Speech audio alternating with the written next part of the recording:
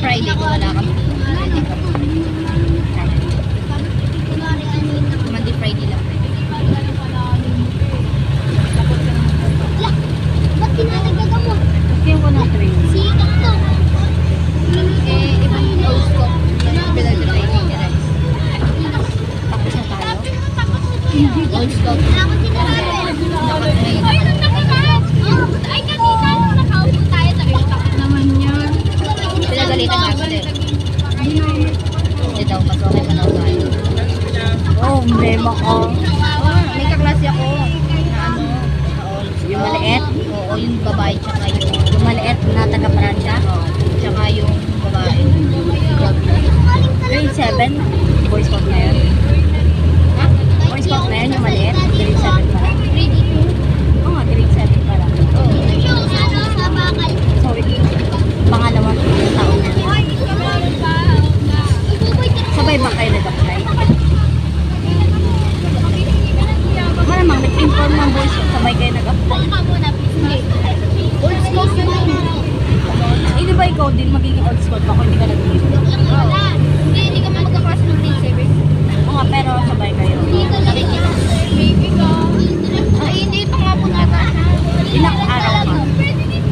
Ano, nag-training lang ako mga ano, 3 weeks. Tapos sabay, ayun. Hindi madami yun. Tuloy-tuloy na ako. Kasi di ba, lahat ng subject ko hindi na tuloy yun. Nakapagpapang kayo. Kahit sa training. Hindi na mapagod yun. Hindi ko rin nag-gusto. Pero may iwan pa rin. Membership pa rin.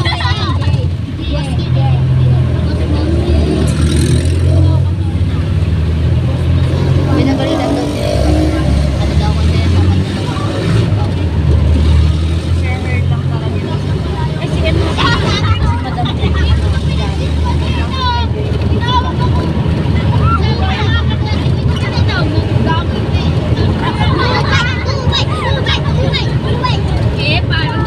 Sino ba yung nag-call sa All Scout? Yung nagpa-punishment sa akin. si Madam Bianca. Ay, sa ano, sa Ah, hindi siya nagtuturo sa linya, siya nagtuturo. Oo nga pala, pati Sir Earl, di ba? Ano ba, papasok ako? Mga Eagle Scouts.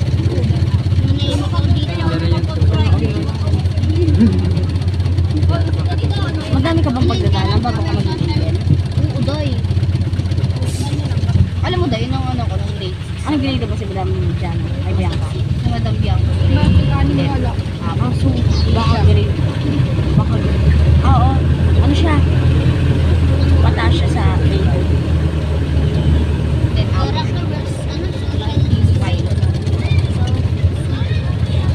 Kailan naman sa Sir Yu?